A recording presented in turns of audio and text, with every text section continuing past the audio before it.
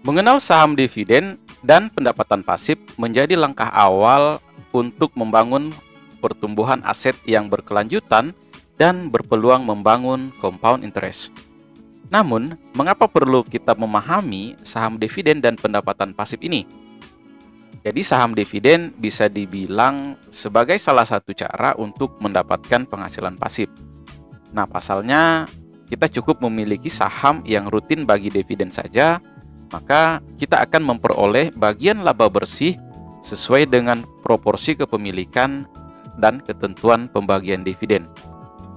Di sini, investor bisa memutar lagi pendapatan dari dividen itu pada investasi saham atau instrumen lain, sehingga hasil keuntungan ini bisa memberikan keuntungan lainnya, yakni compound interest. Dividen memang menjadi salah satu keuntungan dari investasi saham. Tetapi tidak semua saham yang membagikan dividen. Faktanya, dari 900-an emiten yang ada di Bursa Efek Indonesia, hanya sekitar 30-40% yang membagikan dividen. Hal ini pun terbilang wajar karena memang dividen bukan menjadi kewajiban dari emiten. Namun, emiten yang membagikan dividen secara rutin menandakan beberapa hal positif berikut. Yang pertama, kinerja keuangan positif secara konsisten. Yang kedua, perusahaan ingin memberikan nilai tambah atau nilai lebih kepada investornya. Yang ketiga, arus kas perusahaan sangat bagus, sehingga dari total laba yang diraih, masih punya slot yang besar untuk pembagian dividen. Namun di sisi lain, investor juga harus jeli dengan emiten yang membagikan dividen. Karena apakah dividen itu dibagikan secara rutin karena operasionalnya memang sedang untung, atau justru ada faktor lain. Ada beberapa alasan kenapa emiten tetap membagikan dividen meskipun operasionalnya sedang tidak baik-baik saja. Nah, yang pertama, pemegang saham mayoritas meminta pembagian dividen diambil dari saldo laba ditahan yang belum ditentukan penggunaannya. Bila dilihat dari saldo yang besar, hal ini bisa menjadi anomali ketika tiba-tiba dividen yield-nya ini melejit tinggi karena saldo rasio pembagian dividen atau yang lebih dikenal dengan dividen payout ratio tiba-tiba melejit di atas 100% dari laba bersih. Kemudian yang kedua, kinerja laba bersih naik karena didorong faktor non-operasional, misalnya karena penjualan aset atau kegiatan lain. Lalu, emiten memutuskan untuk membagikan kelebihan dana ini dalam bentuk dividen. Yang ketiga, tren bisnisnya sedang kurang bagus, sehingga memupuk modal besar-besaran pun akan percuma. Jadi, emiten kemudian memutuskan seluruh laba bersih yang dihasilkan akan dibagikan sebagai dividen. Hal ini pernah terjadi pada saham di sektor semen pada saat industri ini tengah mengalami oversupply. Akhirnya, setiap laba bersih selalu dijadikan dividen ketimbang disimpan untuk kebutuhan ekspansi bisnis. Kalau kita maupun ekspansi bisnis, kondisi pasokan masih dalam bentuk oversupply. Nah, sementara itu, saham yang membagikan dividen secara rutin dengan dividen payout ratio atau dividen yield yang tinggi juga belum tentu menjadi pertanda bagus untuk jangka panjang. Hal itu terjadi pada salah satu saham, yakni saham PT Mitra Pinastika Mustika atau saham berkode MPMX, yang mana dalam beberapa tahun terakhir dikenal sebagai saham dividen jumbo. Bila kita melihat sekitar 4 tahun terakhir sejak 2019, saham MPMX ini memang terkesan royal dalam memberikan dividen karena tingkat dividen yield-nya yang sangat tinggi. Sehingga beberapa investor justru melabelinya sebagai MPMX nih dividen jumbo dan cocok untuk jangka panjang. Padahal dividen jumbo MPMX ini hanya terjadi 2 tahun saja dengan tingkat dividen payout ratio di atas 100%. Nah, di sisi lain, konsistensi dividen jumbo MPMX ini patut kita kritisi, karena sebelumnya rata-rata dividen yield-nya ini hanya di bawah 5%. Lalu sempat puasa bagi dividen pada 2018. serta pertumbuhan pendapatan dan laba bersihnya juga belum dikatakan pulih pada periode sebelum era pandemi. Di sini, saya berpendapat bahwa menilai saham MPMX ini bukan salah satu saham yang menarik untuk dikoleksi sebagai saham dividen. Tetapi tentu saja ini pendapat pribadi, teman-teman. Berikutnya kita akan membahas istilah dalam saham dividen. Ada beberapa istilah yang wajib kamu ketahui dan kamu pahami untuk mengetahui lebih detail apakah saham ini bagi dividen secara rutin atau tidak, di mana istilah-istilah tersebut akan kita jelaskan menggunakan bahasa yang sangat sederhana. Yang pertama adalah dividend yield. Jadi ini adalah persentase keuntungan yang diterima investor dari pembagian dividen jika dibandingkan dengan modal membeli harga sahamnya. Misalnya saham yang membagikan dividen 1.000 per saham memang terlihat lebih besar dibandingkan dengan dividen 350 per saham. Namun kita harus melihat sebenarnya berapa modal untuk membeli sahamnya tadi.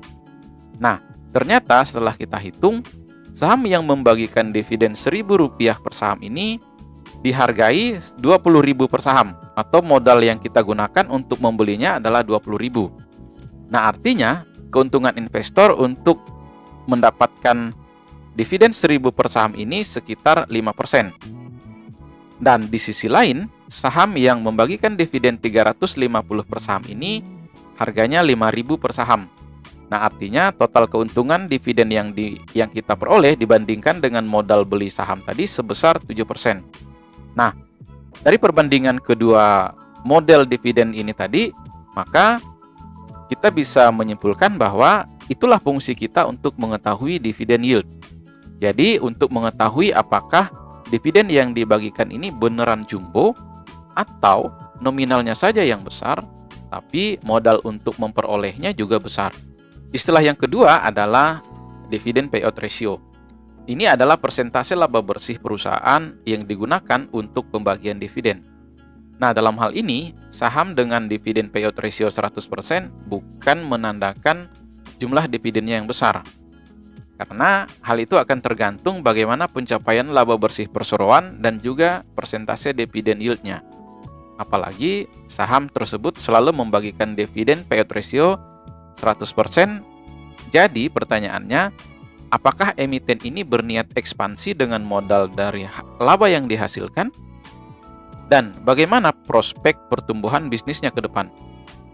Adapun metrik dividend payout ratio ini justru berguna bagi kita untuk memastikan apakah besaran dividen per saham ini benar-benar tinggi karena laba yang benar-benar naik atau perusahaan menggunakan saldo laba ditahan sehingga dividen per sahamnya atau dividen yield-nya ini tiba-tiba meroket. Nah, dengan begitu, saat pembagian dividen per saham turun, apakah disebabkan dividen payout ratio-nya dipangkas atau memang laba bersihnya juga sedang turun? Istilah yang ketiga adalah dividen per saham. Ini adalah total nilai dividen yang akan diterima investor atau pemegang saham yang totalnya dikalikan dengan jumlah lembar saham yang dimilikinya. Yang berikutnya, yang keempat, saldo laba ditahan yang penggunaannya belum ditentukan. Jadi setiap perusahaan mencatatkan laba bersih, ada bagian yang dibagikan sebagai dividen dan ada yang dijadikan sebagai saldo laba ditahan. Jadi saldo laba ditahan ini bakal terakumulasi setiap tahunnya sehingga nominalnya akan semakin besar dan masuk dalam bagian ekuitas. Hingga akhirnya saldo laba ditahan ini bisa digunakan untuk pembagian dividen di masa yang akan datang atau di masa depan sesuai dengan hasil kesepakatan RUPS. Yang berikutnya adalah cum dividen. Ini adalah periode di mana jika kita membeli saham yang baru umumkan bagi dividen, maka kita akan berhak atas dividen yang dibagikan. Akan tetapi, jika kita jual pada periode ini, artinya kita tidak berhak atas pembagian dividennya. Yang berikutnya adalah ex dividen. Jadi periode ini di mana kalau kita beli saham yang baru diumumkan bagi dividen, maka kita tidak mendapatkan hak atas dividen. Tetapi jika kita sudah menjual pada periode ini, berarti kita masih punya hak untuk memperoleh dividen yang diumumkan oleh emiten. Berikutnya adalah dividen interim. Dividen interim ini dibagikan oleh emiten sebelum tutup buku dalam setahun, atau bisa saja pembagiannya dilakukan secara kuartalan, bisa kuartal kedua, kuartal ketiga, atau kuartal keempat hingga kuartal awal. Kemudian yang terakhir adalah dividen final. Jadi dividen final ini adalah total dividen yang dibagikan oleh emiten yang biasanya diumumkan setelah RUPS tahunan dan memasukkan akumulasi pembagian dividen interim. Bagi kita investor retail, penting sekali untuk melihat periode cum dividen dan ex dividen, terutama pada bagian pasar reguler dan pasar negosiasi. Jadi teman-teman, dapat kita simpulkan bahwa saham dividen ini menjadi salah satu sumber pendapatan pasif yang menarik. Karena kita bisa mendapatkan keuntungan dari hasil bisnis emiten yang mana kita berinvestasi pada perusahaan tersebut. Artinya, kita mendapatkan bagian keuntungan dari perputaran uang bisnis-bisnis skala besar dan menengah yang memang sudah melantai di bursa saham. Dari situ, jika kita konsisten berinvestasi di beberapa saham dividen, kemudian terus menginvestasikan kembali hasil dividen pada aset yang berbeda, atau membeli saham yang sama, kita akan menikmati compound interest dari pendapatan pasif yang diterima. Sebagai informasi, compound interest ini adalah keuntungan yang memberikan keuntungan lagi hingga seringkali disebut sebagai keajaiban dunia ke-8 oleh Albert Einstein. Beberapa hal yang harus kita perhatikan dengan saham yang rutin bagi dividen adalah di mana saham yang rutin bagi dividen, apalagi persentase dividen yield-nya lumayan dan dalam setahun bisa 3 hingga 4 kali bagi dividen, biasanya harga sahamnya akan cenderung sideways, bahkan konsisten naik. Jadi jangan kaget teman-teman, ketika Anda membeli saham yang rutin bagi dividen, harganya ini nggak bergerak kemana-mana.